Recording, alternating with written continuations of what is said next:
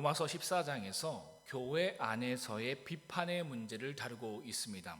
그 핵심이 무엇이냐면요, 함부로 서로 비판하지 말고 동시에 비판받을 만한 행동도 하지 말라라는 겁니다. 그런데 여러분, 여기서 반드시 짚고 넘어가야 할 중요한 질문이 있습니다. 여러분, 비판은 좋은 걸까요? 나쁜 걸까요? 예수님께서 비판하지 말라고 말씀하셨는데, 생각해보면 예수님께서도 성전 안에서 장사하는 이들을 향해서 독사의 자식들이라고 말씀하시면서 비판하셨잖아요. 그러니까 주님이 비판하지 말라고 그랬는데 주님이 그런 행동을 하셨다라는 겁니다.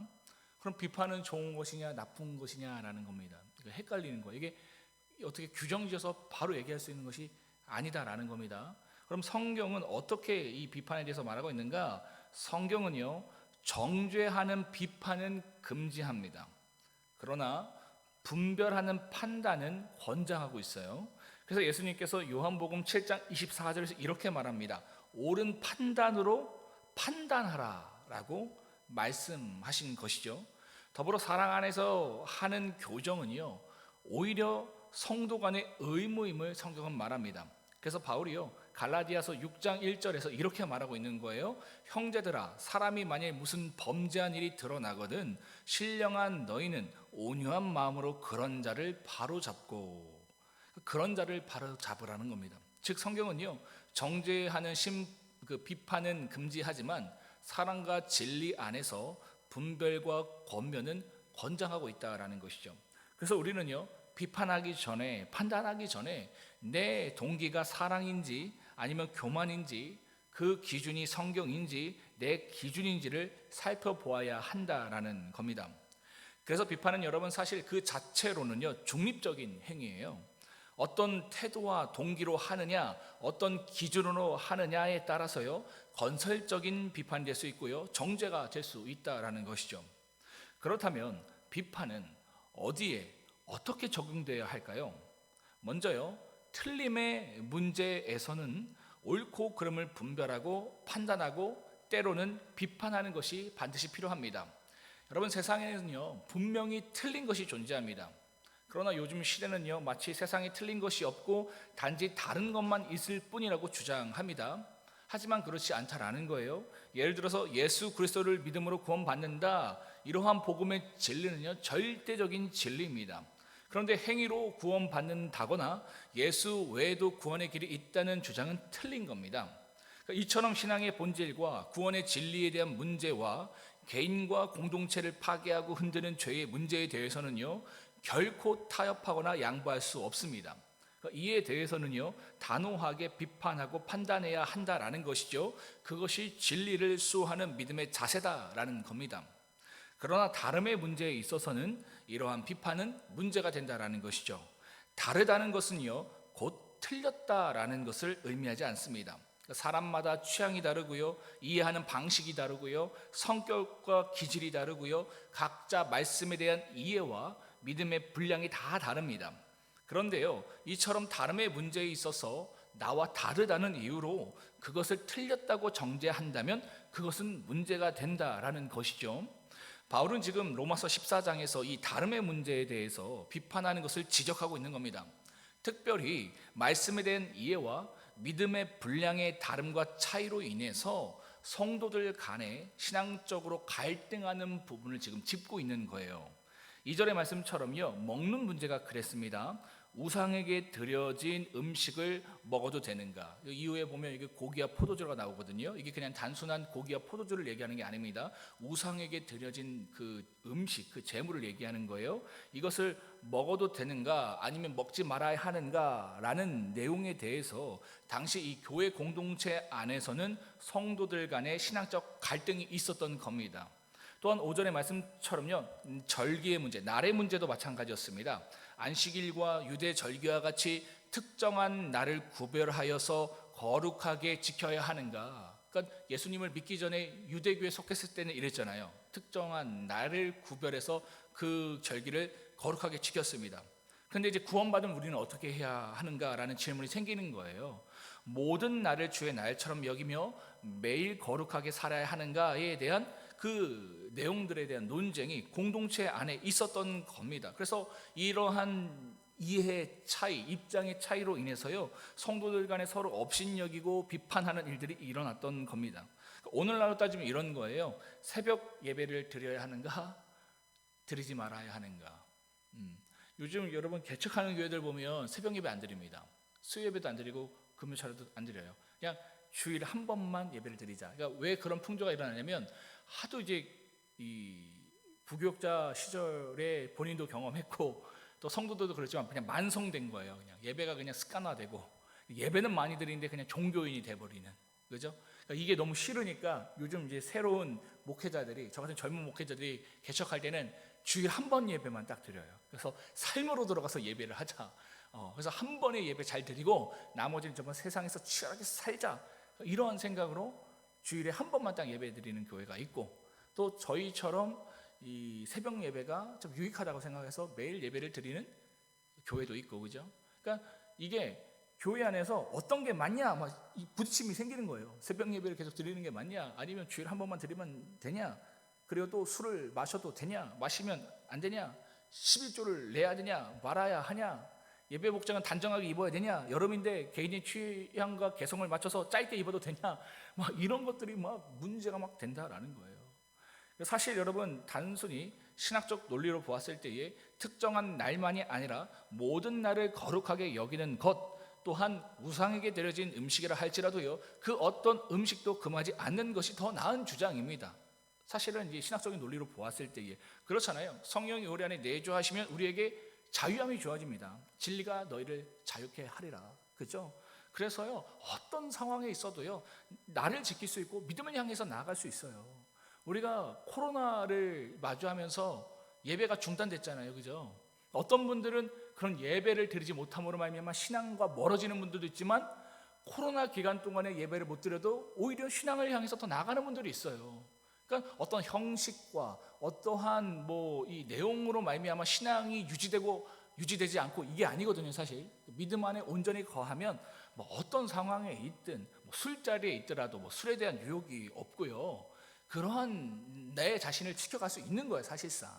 그러니까 원래는 이 신학적인 내용들로 보았을 때에는 특정한 날만 주의 날이 아니라 모든 날이 거룩한 날이고, 모든 삶이 예배해야 되고, 그리고 이걸 먹냐 마냐 이런 것이 우리에게 중요한 것이 아니라, 언제든 그 영혼을 위해서 또 신앙을 위해서 우리가 어떤 것을 선택하며 나가는 것이 문제되지 않는다라는 것이죠.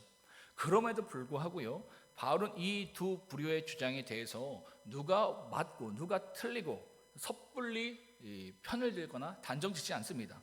오히려 둘 다 옳을 수도 있고 둘 다 틀릴 수도 있다는 중립적이고 신중한 태도를 취하고 있는데, 바울은 판단을 유보한 채요, 이 문제를 더 본질적인 문제로 접근합니다. 사실은 이게 좀 더 맞아 말할 수 있거든요. 근데 이후에 좀 뉘앙스가 크게 있어요.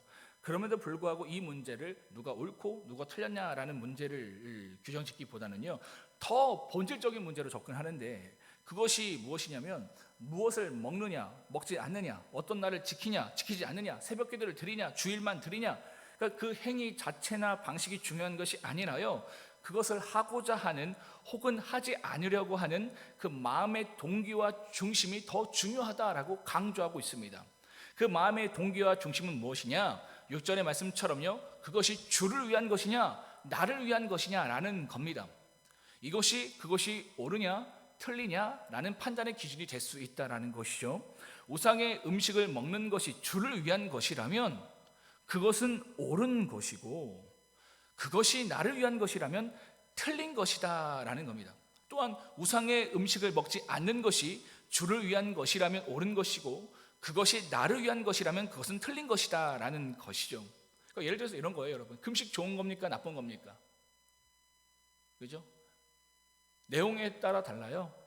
우리가 금식을 왜 합니까? 내가 너무 강하니까, 내가 너무 고집스러우니까 금식을 통해서라도 하나님께 항복하고 싶은 거예요. 그러한 방향으로 간다면 좋은 겁니다. 그러나 나 40일 금식했어, 그죠? 이러한 금식의 내용을 통해서 내가 원하는 것을 하나님으로부터 얻기 위해서, 혹은 사람들에게 나를 자랑하기 위해서 이 금식을 접근한다면 그것은 틀린 것이 될 수 있다는 것이죠. 중립적인 거예요. 그죠? 주를 위해서 하느냐, 나를 위해서 하느냐에 따라서 같은 내용임에도 불구하고 이렇게 달라질 수 있다라는 것이죠. 새벽 예배도 똑같습니다. 자기 의를 위해서 드리는 것이라면 틀린 것입니다. 그러나 우리 교회처럼요, 매일 예배를 통해서 주님을 닮아가고자 하는 모습이 우리가 접근한다면 그것은 옳은 것이 될 수 있다라는 것이죠. 그러니까 자기 편의를 위해서 주일 한 번만 예배를 드린다고 주장한다면 그것은 틀린 것입니다. 아까 말한 것처럼 우리가 너무 만성적인 신앙을 가졌고 너무 종교인이 되었으니까 주일에 한 번 예배를 드리자. 겉으로는 그러는데 교역자가 사실은 새벽 예배만 안 드리면 목회할 만 난다 그러거든요. 저도 어제 수요 예배 끝나고 은혜를 딱 받았는데 내일 설교 써야지 하니까 갑자기 저 힘듦이 막 찾아왔어요. 그러니까 겉으로는 그렇게 얘기하지만 사실상 자신의 편의를 위해서 접근할 수 있잖아요, 그죠? 그러면 그것은 문제가 될 수 있다라는 겁니다. 그런데 여러분, 이러한 마음의 동기와 중심을요, 우리가 완벽하게 판단할 수 있습니까? 저 사람이 주를 위해서 하는 것 같아, 아니면 나를 위해서 하는 것 같아. 어느 정도 견적이 나올 수는 있어요. 그런데 여러분, 그것을 우리가 함부로 규정져서 완벽하게 판단할 수는 없다라는 거예요. 4절의 말씀처럼요, 우리가 섣불리 판단할 수 없음을 바울은 말합니다. 그 마음의 동기와 중심은 우리가 정확하게 그것을 다 알 수 없고 결국 뭡니까? 하나님만 알 수 있다라는 거예요. 어느 정도 봤을 때는 저거 주를 위해서 하는 것이 아니라 자기를 위해서 하는 것 같은데, 그죠? 우리는 그런 어떤 내용들을 생각할 수 있지만 그것을 규정지을 수는 없다라는 겁니다. 정죄할 수는 없다라는 거예요. 왜요? 결국 그 마음의 판단은 누구에게 있다고요? 하나님께 있다라는 거예요. 우리가 하나님의 자리에는 가면 안 되는 거예요. 저 보면서 저럴 수는 있겠다 생각하지만 그래도 내가 속을 수 있다, 내가 틀릴 수 있다라는 여지는 남겨놓고 우리는 항상 가야 된다라는 것이죠. 그러나 여러분, 섣불리 판단하고 권면해서 그 지체가 실족하지 않도록 우리는 조심해야 한다라는 것이죠. 물론 그 영혼을 위해서 권면을 해야 할 때도 있습니다. 그때는요, 사랑의 마음으로 또 내가 보고 판단하는 것이 틀릴 수 있다라는 전제를 가지고요, 두렵고 떨림을 가지고 신중하게 겸손하게 권면해 가야 한다라는 것이죠. 그죠? 제가 이제 목회 자리에 있어요. 제가 이제 목사가 아니라면, 제가 또 뭐 어떤 중직이 아니라면 뭐 못하러 권면합니까? 근데 권면해야 될 때가 온다고요. 그죠? 근데 그때에 사랑의 마음으로 권면해 가야 하고, 그 다음에 내가 보고 판단하는 그것이 틀릴 수 있다라는 전제를 가지고 항상 저도 두렵고 떨림으로 신중하게 나가려고 노력하고 있어요. 그러니까 이게 우리의 믿음의 방향이 되어야 된다라는 것이죠. 마지막으로 바울은요, 다음과 같이 권면합니다. 다 함께 19절로부터 21절을 읽겠습니다. 시작. 그러므로 우리가 화평의 일과 서로 덕을 세우는 일을 힘쓰나니 음식으로 말미암아 하나님의 사업을 무너지게 하지 말라. 만물이 다 깨끗하되 거리낌으로 먹는 사람에게는 악한 것이라. 고기도 먹지 아니하고 포도주도 마시지 아니하고 무엇이든지 내 형제로 거리끼게 하는 일을 아니함이 아름다우니라. 아멘. 이게 무슨 말입니까? 우리가 어떤 행동을 하든 간에 그것이 나를 위해서가 아니라 주를 위한 것이고, 또한 그 행동이 신앙의 양심에 거리낌이 없고 하나님 앞에서 전혀 부끄럽지 않다 하더라도, 만약 나의 그 행동으로 인해서 누군가가 아직 믿음이 연약해서 시험에 들거나 실족하게 된다면 그때는 아무리 그것이 주를 위한 것이고, 그죠? 양심에 거리낌이 없다 할지라도 연약한 지체를 위해서 그것을 기꺼이 포기하는 것이 중요하다라는 것이죠. 하지 않는 것이 중요하다라는 겁니다. 그것이 바로 성숙한 신앙의 태도요, 참된 지혜임을 말하고 있는 것이죠. 나는 하나님 앞에 거리낌이 없어요. 주를 위해서 해요. 그죠? 근데 누군가는 그게 걸림이 된다고요. 시험이 된다고요. 그러면 그거 하지 않는 것이다라는 것이죠. 예를 들어서 제가 이제 목회자면 이 외제차를 끌 수 있잖아요, 그죠? 보니까 여러 명분으로 많이 끄시던데, 그죠? 뭐 장거리 운행을 하는데 피곤치 않게 부흥사로서 왔다 갔다 하기 위해서 있어야 된다. 누군가는 그게 시험이 될 수 있잖아요. 그럼 그거 타야 돼요, 안 타야 돼요? 어렵지 않죠. 타지 말아야죠. 그러니까 그 타는 것보다, 그러니까 내가 정말 주를 위한 거예요. 정말 내가 부흥사로서 어떤 말씀을 전하는 어떤 선한 목적을 가지고 하나님 앞에 부끄러움이 없다 할지라도 그것이 누군가에게 시험이 되면 그거 안 타는 거예요. 그러니까 이게 성도의 지혜다라는 것이죠.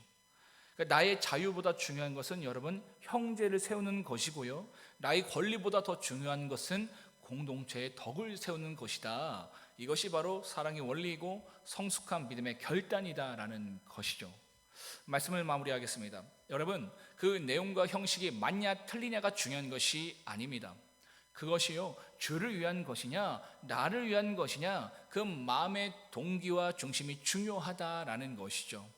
그런데 그 마음의 동기와 중심은요, 사람이 다 알 수 없고요, 오직 하나님만이 알 수 있기 때문에 섣불리 누군가의 마음의 동기와 중심을 판단하고 평가하는 것을 조심해야 한다라는 것이죠.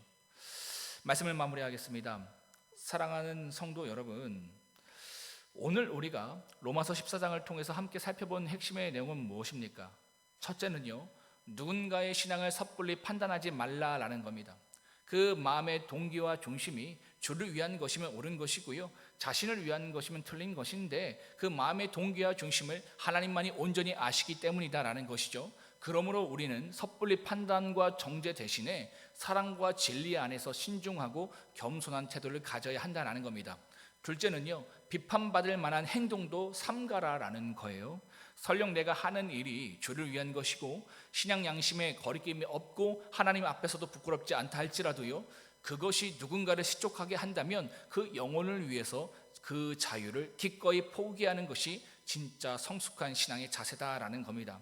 우리가 이러한 믿음의 자세로 살아간다면요, 바울이 19절에 말하는 것처럼 화평의 일과 서로 덕을 세우는 일을 힘쓰는 공동체, 사랑으로 세워져 가는 아름다운 가정과 교회가 될 줄을 믿습니다.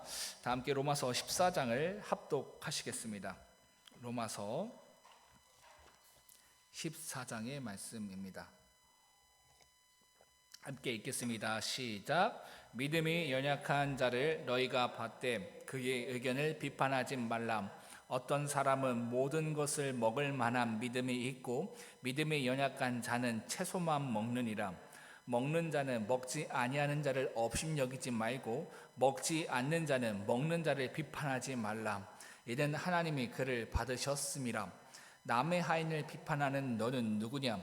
그가 서 있는 것이나 넘어지는 것이 자기 주인에게 있음에 그가 세움을 받으리니 이는 그를 세우시는 권능이 주께 있음이니라. 어떤 사람은 이 날을 저날보다 낮게 여기고 어떤 사람은 모든 날을 같게 여기나니 각각 자기 마음으로 확정할지니라. 나를 중히 여기는 자도 주를 위하여 중히 여기고 먹는 자도 주를 위하여 먹으니 이는 하나님께 감사함이요 먹지 않는 자도 주를 위하여 먹지 아니하며 하나님께 감사하느니라. 우리 중에 누구든지 자기를 위하여 사는 자가 없고 자기를 위하여 죽는 자도 없도다. 우리가 살아도 주를 위하여 살고 죽어도 주를 위하여 죽나니 그러므로 사나 죽으나 우리가 주의 것이로다. 이를 위하여 그리스도께서 죽었다가 다시 살아나셨으니 곧 죽은 자와 산 자의 주가 되려 하심이라. 내가 어찌하여 내 형제를 비판하느냐? 어찌하여 내 형제를 업신여기느냐? 우리가 다 하나님의 심판대 앞에 서리라. 기록되었을 때 주께서 이르시되 내가 살았노니 모든 무릎이 내게 꿇을 것이요 모든 혀가 하나님께 자백하리라 하였느니라. 그러므로 우리 각 사람이 자기 일을 하나님께 짓고 하리라. 그런즉 우리가 다시는 서로 비판하지 말고 도리어 부딪힐 것이나 거칠 것을 형제 앞에 두지 아니하도록 주의하라. 내가 주 예수 안에서 알고 확신하노니 무엇이든지 스스로 속된 것이 없으되 다만 속되게 여기는 그 사람에게는 속되니라. 만일 음식으로 말미암아 내 형제가 근심하게 되면 이는 내가 사랑으로 행하지 아니함이라. 그리스도께서 대신하여 죽으신 형제를 내 음식으로 망하게 하지 말라. 그러므로 너희의 선한 것이 비방을 받지 않게 하라. 하나님의 나라는 먹는 것과 마시는 것이 아니요 오직 성령 안에 있는 의와 평강과 희락이라. 이로써 그리스도를 섬기는 자는 하나님을 기쁘시게 하며 사람에게도 칭찬을 받느니라. 그러므로 우리가 화평의 일과 서로 덕을 세우는 일을 힘쓰나니 음식으로 말미암아 하나님의 사업을 무너지게 하지 말라. 만물이 다 깨끗하되 거리낌으로 먹는 사람에게는 악한 것이라. 고기도 먹지 아니하고 포도주도 마시지 아니하고 무엇이든지 내 형제로 거리끼게 하는 일을 아니함이 아름다우니라. 내게 있는 믿음을 하나님 앞에서 스스로 가지고 있으랴. 자기가 옳다 하는 바로 자기를 정죄하지 아니하는 자는 복이 있도다. 의심하고 먹는 자는 정죄되었으나니 이는 믿음을 따라 하지 아니하였기 때문이라. 믿음을 따라 하지 아니하는 것은 다 죄니라.